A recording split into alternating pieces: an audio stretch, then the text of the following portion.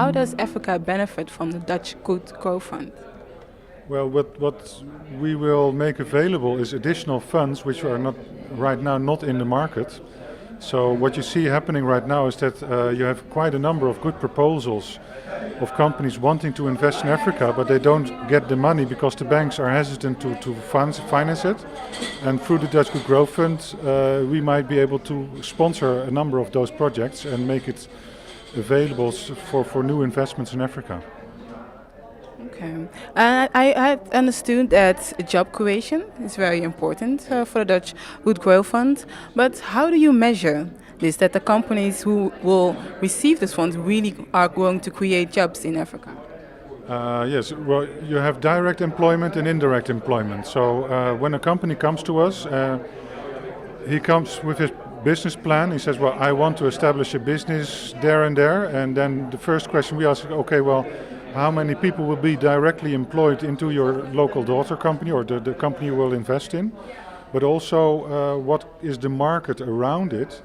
And how much indirect employment will be generated through this investment. And we will measure both. And of course, we can make real demands on okay, well, how much direct employment will be generated. And of course, the indirect employment, well, the company itself cannot be made responsible for that, but we will monitor that as well. And can you give, let's say, a concrete example on just a number, on what is the minimum? Oh, there's no minimum. No, there's no minimum for the projects itself. So in financing, so you can have a project of 300,000 euros or something, but we think that through the Dutch Good Growth Fund, when we're talking about Dutch SMEs wanting to invest there, that the average project size will be 1.5 million euros. And then we think that most times that will lead to dozens of new employees created. But you can have a very good project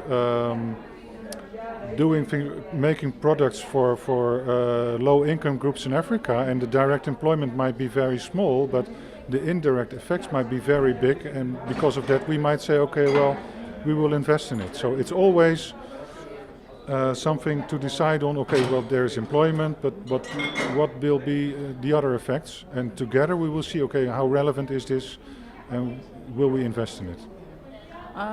To continue on the employment, there is a huge, high unemployment rate on the youth in Africa. Yeah. I think it's it counts for the whole continent. To take an example, Congo with unemployment rate of 70% and more, and South Africa 50%, some say 25%, but really high youth unemployment rate. How does the Dutch Good Growth Fund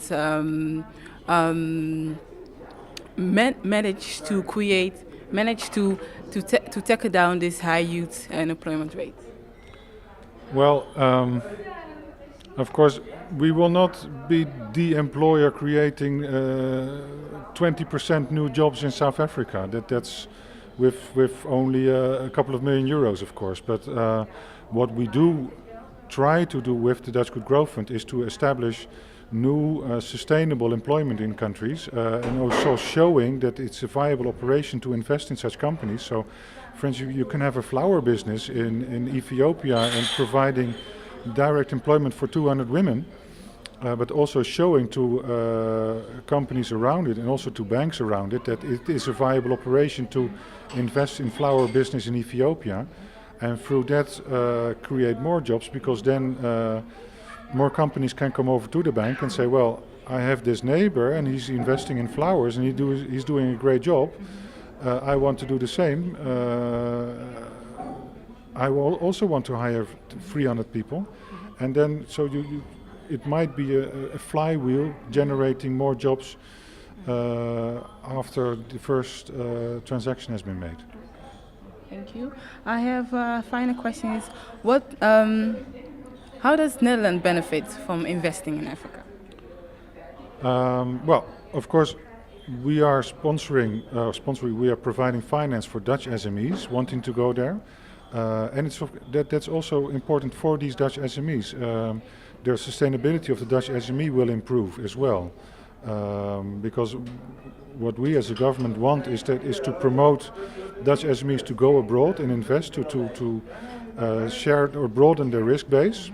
So if you focus too much on one specific product in one specific market, then if that falls away, then you're bankrupt. So if there are Dutch SMEs wanting to go abroad and to create innovations elsewhere and become better for it themselves, well, that's good for their companies, but also then through that for the Netherlands.